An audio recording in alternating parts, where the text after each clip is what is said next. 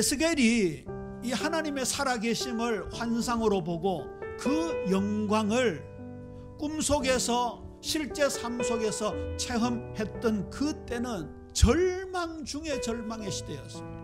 성전은 파괴되고 나라는 멸망하고 종교 지도자들과 백성들의 믿음이 온통 흔들리는 시대였습니다. 근데 거기에 하나님의 영광이 임재합니다. 그 절망의 한가운데 하나님이 찾아오신 것이지. 우리가 회복의 말씀을, 언약의 메시지를 공급받기 전에 우리의 처절함이 하나님 앞에 고백되어져야 합니다.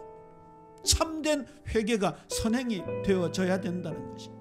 유다와 이스라엘은 약속의 말씀을 멸시하고 하나님을 멸시하는 지경에 이르렀습니다. 언약을 배반했습니다. 근데 하나님은 그들에게 찾아오셔서 언약을 기억시키시고 언약을 세우리라, 성취하겠다 약속하셨습니다. 나는 내게 하나님이 되고 너는 내게 백성이 되리라.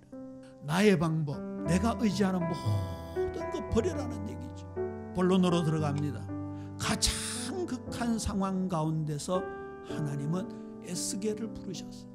에스겔의 이름의 뜻은 하나님이 강하게 하신다, 하나님이 굳세게 하신다, 그런 뜻을 가지고 있습니다.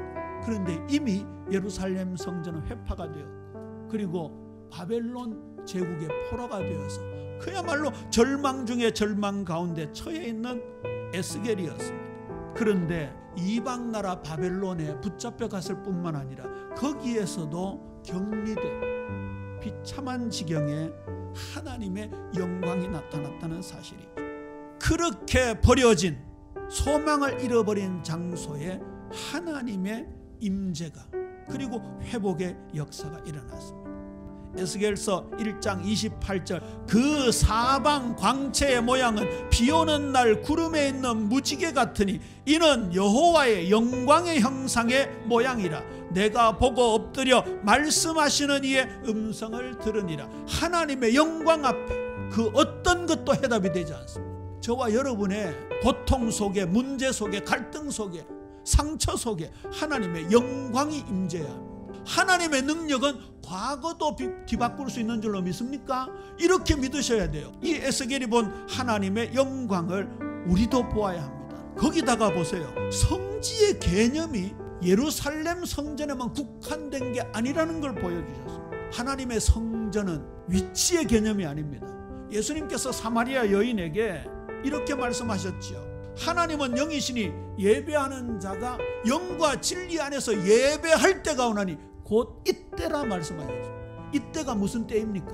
메시아 그리스도 되시는 예수님이 이 여인과 만나는 때입니다. 에스겔, 다니엘, 스가랴, 요한계시록을 묵시문학이라고 합니다. 환상을 보여주시기도 하고 상징을 통해서 보여주시기도 합니다. 성경 전체의 문맥 속에서 하나님의 뜻을 찾아야 합니다. 성경 전체의 문맥은 뭡니까? 구속사입니다. 구속 역사 속에서 그리스도의 관점으로 성경을 읽어야 합니다. 궁극적인 목적은 하나님의 백성들에게 경고를 주시고 함께 회복의 소망을 주시는 것이죠.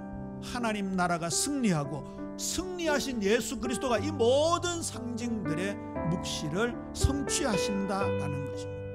더 중요한 것은 이 묵시문학에 나오는 환상과 그 묵시문학의 저자들이 이런 결론을 내게 적용하는 겁니다. 그러니까 기록 당시의 상황과 나의 상황을 접목시켜서 그 속에서 하나님의 교훈을 발견하는 것이죠. 계시록 1장 3절에 묵시록을 읽는 방법에 대해서 이렇게 말씀하고 있습니다. 이 예언의 말씀을 읽는 자와 듣는 자와 그 가운데 기록한 것을 지키는 자는 복이 있나니 때가 가까우니라. 지킨다라는 말씀은 그 말씀을 순종한다라는 얘기입니다. 그렇다고 하면 어떻게 순종해야 됩니까? 내 삶을 비추어 보면서 여기에 해답이 하나님의 영광이 드러나야 되는 것이구나. 말씀만이 답이구나. 그래서 그 말씀을 부여잡고 기도하는 실천 속에 들어가게 될 때에 그 말씀을 지키게 되는 것이죠.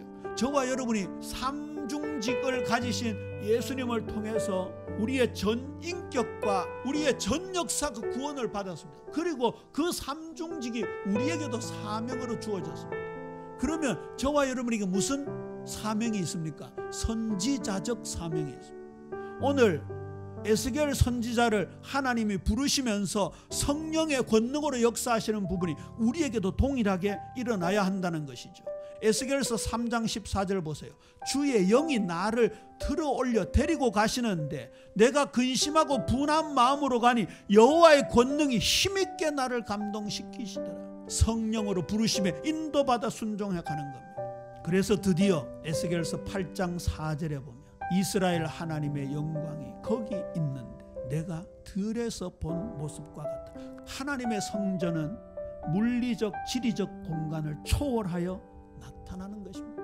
저와 여러분의 성지는 이스라엘 예루살렘이 아닙니다. 여러분의 일터가 성지입니다. 가문이 성지입니다. 인간관계 현장이 성지입니다. 그 개념을 가져야 하나님의 통치를 제대로 받게 되는 겁니다. 말씀을 맺습니다. 유다 이스라엘 역사에서 바벨론은요, 자기네들을 압제하고 우상을 강요하고 핍박했던 나라로 대명사처럼 여겨졌습니다. 그 바벨론적 역사가 우리 성도들에게 없을까요? 물질로 유혹합니다. 때로는 나의 과거를 발목 잡고 거기다가 인간과의 만남 속에서 상대방을 통해서 갈등을 유발하기도 합니다. 이러한 때에 우리는 어떤 결론을 가져야 됩니까? 첫 번째, 무엇보다도 크신 하나님의 영광을 보아야 할 것입니다. 에스겔은 하나님의 영광을 보았습니다. 에스겔서 43장 5절입니다. 영이 나를 들어 데리고 안뜰에 들어가시기로 내가 보니 여호와의 영광이 성전에 가득하다. 앞으로 회복되어질 성전의 영광을 본 겁니다. 그 영광을 보면서 얼마나 소망을 가졌겠습니까? 고난을 이기는 길이 뭐라고요? 장차 나타날 영광을 지금 끌어당겨 보는 것이라고. 그 영광이 예수 그리스도를 통해서 성취된 것입니다. 내가 또 내 영을 너희 속에 두어 너희가 살아나게 하고 내가 또 너희를 너희 고국 땅에 두리니 나 여호와가 이 일을 말하고 이룬 줄을 너희가 알리라. 여호와의 말씀이니라. 디도서 2장 13절에서 14절입니다. 복스러운 소망과 우리의 크신 하나님 구주 예수 그리스도의 영광이 나타나심을 기다리게 하셨으니 그가 우리를 대신하여 자신을 주시고 모든 불법에서 우리를 속량하시고 우리를 깨끗하게 하사 선한 일을 열심히 하는 자기 백성이 되게 하려 하십니다. 사랑하는 우리 예빛 모든 성도님들, 우리 삶에도 바벨론 그발 강가의 절망의 순간이 우리에게 임할 수 있습니다. 하나님이 나를 떠나신 것처럼 느껴질 수도 있을 것입니다. 그러나 그건 내 생각입니다.